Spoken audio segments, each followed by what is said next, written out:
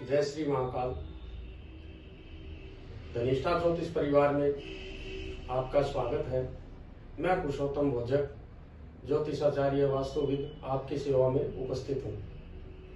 अपन ने पहले जो वीडियो बनाया था उसमें 6 राशियों का कंप्लीट कर दिया था, कन्या राशि तक। अभी अपने बात कर रहे हैं तुला और वृश्चिक राशि, 7 नंबर की राशि और 8 नंबर की राशि के बारे में आज अपने बात कर रहे हैं। तो 7 नंबर की राशि जो तुला है, इसका स्वामी शुक्र है। इसमें वही 9 अक्षर होते हैं और 3 नक्षत्र होंगे। तो चित्रा नक्षत्र जो कन्या राशि में 2 चरण चले गए थे, जिसके 1 नंबर और 2 नंबर, अब बचे 3 और 4 नंबर के जो चरण हैं वो तुला राशि में आएंगे, जिनके नाम अक्षर हैं रा और री। इनका स्वामी मंगल है। तो ये जो रा और री, जिन भी जातक जातिकों के नाम हैं, व्यक्तियों के नाम हैं, वो अपना नक्षत्र पहचान सकते हैं। उनका चित्रा नक्षत्र रहेगा और स्वामी मंगल रहेगा। अब चित्रा नक्षत्र जो है उसमें 2025 में शनि का गोचर का फल कैसा है वो मैं आपको बताने जा रहा हूं कि चित्रा नक्षत्र जिसका स्वामी मंगल है उसके लिए 6 तारा में पड़ेगा। तो 6 तारा पड़ेगा मतलब कल्याणकारी रहेगा, शुभ रहेगा। शनि से डरने की जरूरत नहीं है। अब आप अपना कार्य करें और कोई नया कार्य भी चालू करना चाह रहे हैं तो इस वर्ष कर सकते हैं, आपको पूर्णतया सफलता मिलेगी। अब तुला राशि में 2 नंबर पे जो नक्षत्र आता है वो आता है स्वाति नक्षत्र, जिसके चारों चरण 1, 2, 3, 4 चारों चरण तुला राशि में आएंगे। और चारों चरणों में जो नाम है के अक्षर हैं वो रू, रे, रो और ता, ये 4 अक्षर होंगे। इनका स्वामी राहु होगा। अब राहु के नक्षत्र में जिनका जन्म हुआ है उनके लिए 2025 में शनि कैसा रहेगा ये अपने जानने की कोशिश करते हैं। तो राहु से जब अपने शनि की तरफ चलेंगे तो ये विपद में आएगा, मतलब अपने लिए ये वर्ष जो है शनि के लिहाज से परेशानीदायक रहेगा। जिन भी जातकों का राहु का नक्षत्र है, स्वाति नक्षत्र है, उनके लिए शनि कष्टकारक रहेंगे। तो आपको शनि संबंधित पूजा पाठ करने पड़ेंगे, दान पुण्य मंत्र आदि का जाप करना पड़ेगा। और भगवान शंकर की आप पूजा करते हैं तो आपके लिए बहुत अच्छा रहेगा।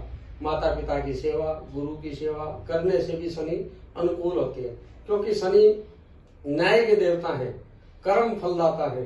ये कर्म का पूरा डिपेंड शनि का रहता है। तो आप अपने कर्म अच्छे करेंगे तो शनि से कुछ राहत मिलेगी।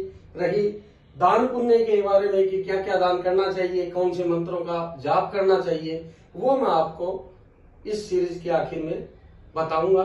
तो आप वो देख करके और उस हिसाब से अपना कार्य संपादित कर सकते हैं।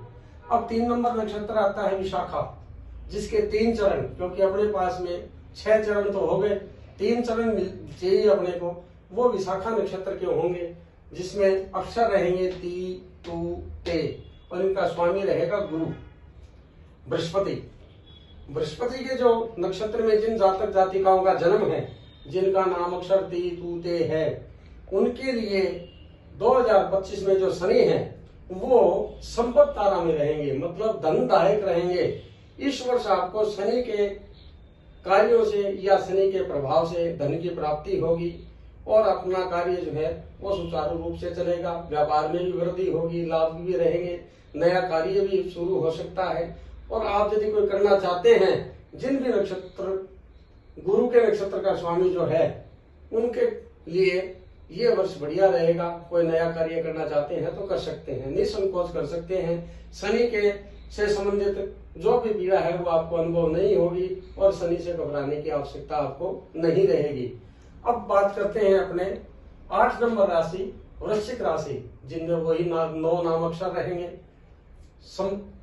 पहला जो नक्षत्र रहेगा वो विशाखा रहेगा, क्योंकि 3 चरण तो अपन ने यहाँ ले लिए। 4 नंबर का जो चरण विशाखा का है, गुरु का नक्षत्र है, उसका नाम अक्षर रहेगा तो स्वामी हो जाएगा वैसे ही गुरु। और ये भी आपके संपत्ति तारा में रहेंगे।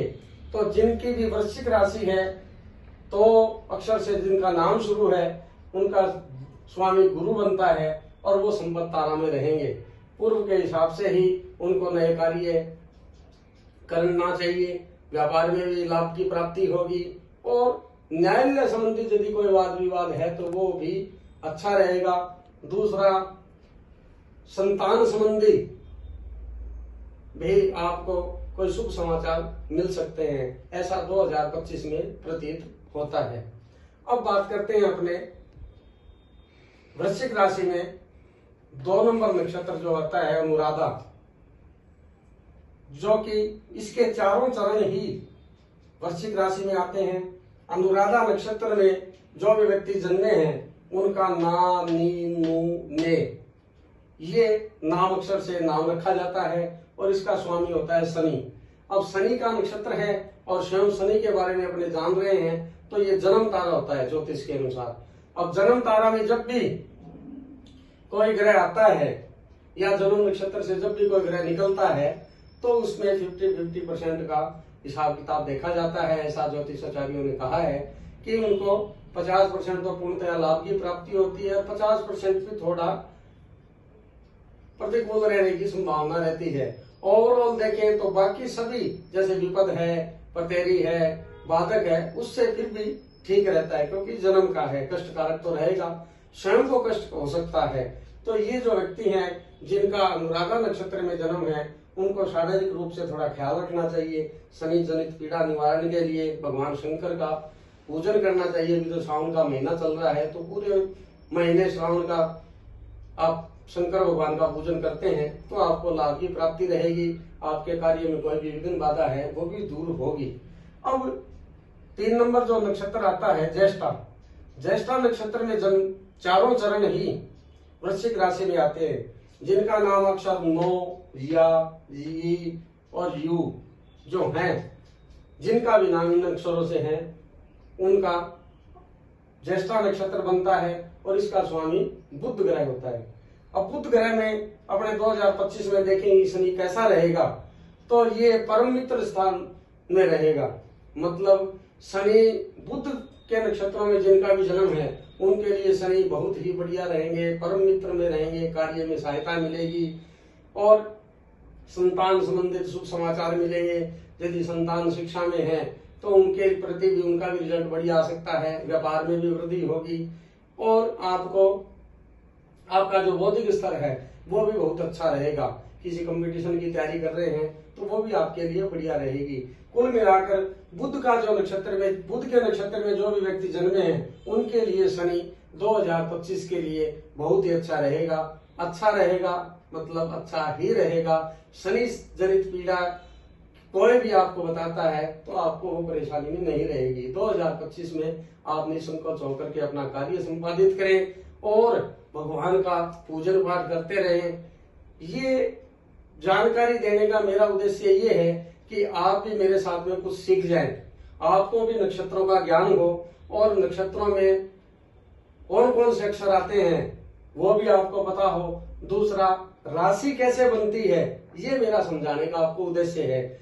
ये जनरल जानकारी अपने सनातन धर्म में है, अपने को पता होना चाहिए कि राशि में का निर्माण कौन से नक्षत्रों से होता है। ये आपके लिए जानकारी होना बहुत जरूरी है। आपके पास में जानकारी होगी तो आप भ्रमित नहीं होंगे और आपको कोई भी ठगी का शिकार नहीं बना सकता।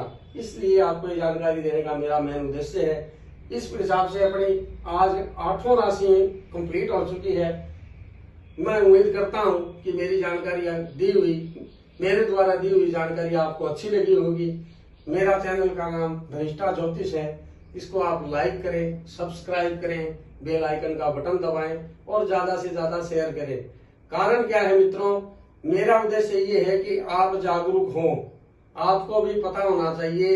ये ज्योतिष की सामान्य जानकारी है, क ख है, तो ये आपको पता होना चाहिए कि राशियों का निर्माण कैसा है। तो जनरल जानकारी आपके पास में जो यदि होगी तो आप अपना जीवन यापन करने में आपको किसी कठिनाई का अनुभव नहीं होगा। इसी आशा के साथ मुझे विदा दीजिए। जय श्री महाकाल।